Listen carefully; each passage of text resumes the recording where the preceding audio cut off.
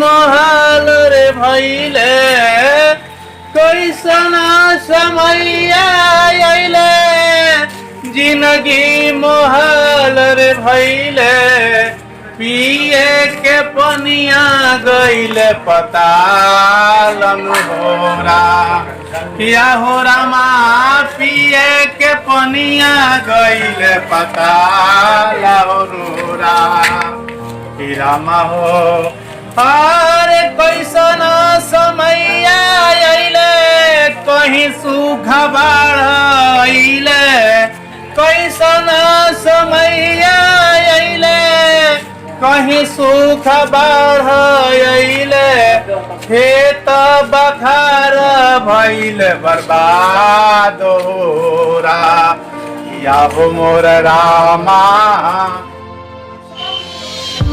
सब ठंड हो गई पानी में। का एक खबरी भाई का बेचैन बड़ हो देखा तने बहुत परेशान लोग करता रहो। आओ ना कुछ खबर पर सुनाओ गांव गृहस्थी के।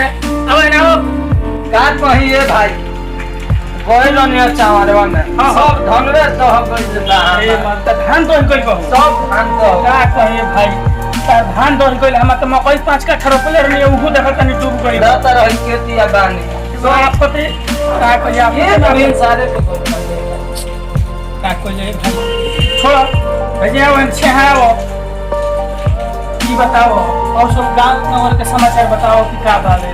समाचार तो एकरा ठीक बा सब ठीक बा हाँ सब ठीक चलता है एकरा। कैसन समय आइले पेड़ पौधा कटी गइले सास में भइले परसनिया चिंतन बाबा का ये चिंतन बाबा गोल लागिले ओ महाराज केने चलल बने है जय राम जी बचवा।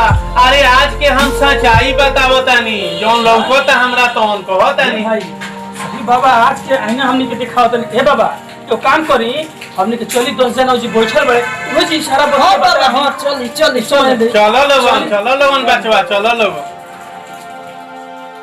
आई बाबा आई चली चली आई बैठे तो आई आई बाबा बैठो बाबा हाँ बचवा ये बतिया जो हम बताओ तो हमरा को हरिया अब यही खतर लोग अंदर हम बोला कि ये नहीं हमारे गांव के 10 लोग जी बैठल बा बतिया हमके समझा देती तुमने सब जना समझ जेती सर बताई तो का काम लिख के बने करे के चाहिए। तो हम जौन देखतानी तौन बतावतानी कहीं बाढ़ आवता कहीं सुखाड़ होता आ कहीं एक बूंद पानी खातिर लोग तरसता।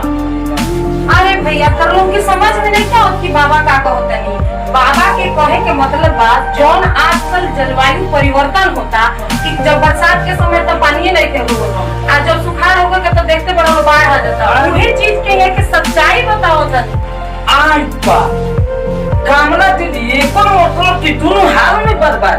अरे हो प्रदूषण भी बढ़ता पर्यावरण भी खराब हो गई हमनी के ओहू पर असर पड़ल बा और पता बा जीव जंतु पशु पक्षी सबकर जीवन खतरा में आ गइल बा।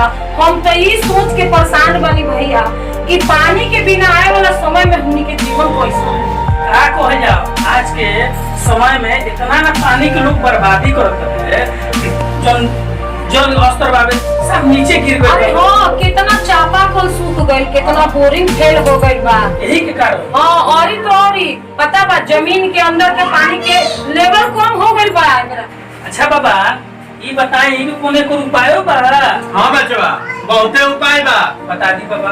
अरे रउआ लोगन मिल के पेड़ के लगाई हरियाली जब मिली तो उसे पानी के स्तर जो नीचा गइल बा ऊपर आई धीरे धीरे तो हमनी के सारा समस्या के हल होई। अरे हाँ एगो चीज और ही जान जाए लोग हमने के इस सब समस्या के समाधान खातिर सरकार एगो अभियान चलेले बा जौन अभियान के नाम है जल जीवन हरियाली अभियान। एमे ज्यादा से ज्यादा मात्रा में पेड़ लगा के हरियाली बढ़ावे के बा हमने के पानी बर्बाद नहीं करे के पानी बचावे के बा। पानी बचाव के सबसे बढ़िया उपाय का बा हमने के सब कोई जानत तानी सन कि वर्षा के पानी अगर इकट्ठा करें सन तो जौना समय में हमने के खेती करे खातिर पानी के कमी हुई वो समय वो पानी के इस्तेमाल हमने के करके अपन खेती के पैदावार बढ़ा सकतानी सन और उस संकट से मुक्ति पा सकतानी सन। तो रोलों से हाथ जोड़ के निवेदन बा कि रोला लोग अपना साथे साथे बाहर वाले लोग के भी बताएं कि भारी से भारी मात्रा में लोग पेड़ लगाओ और पानी की बचाओ। पानी की बचावे खातिर हर जगह जाके जागरूकता जरूर फैलाएं लोग कि कल के लगे लोग सोख्ता बनाओ। उस सोख्ता से होएगा कि जोन आज हमनी के पानी जमीन के अंदर के पानी के लेवल जन कम हो गइल बा वो बराबर हो जाई। आए वाला समय में हमनी के पानी की जन कमी बा तो कबो ना हुई। हरियाली लग बढ़ाई और पानी बचाई, काहे से कि जल और हरियाली के बीच में ही हमनी के जीवन फलत फूलत बा। यही के साथे हमनी के जागरूकता अभियान समझी या नुक्कड़ नाटक समझी या एगो छोटा मोटा कॉमेडी समझी रोलों के सामने जो दिखाई सन एक हमनी के समाप्ति करत सन। नमस्कार। नमस्कार।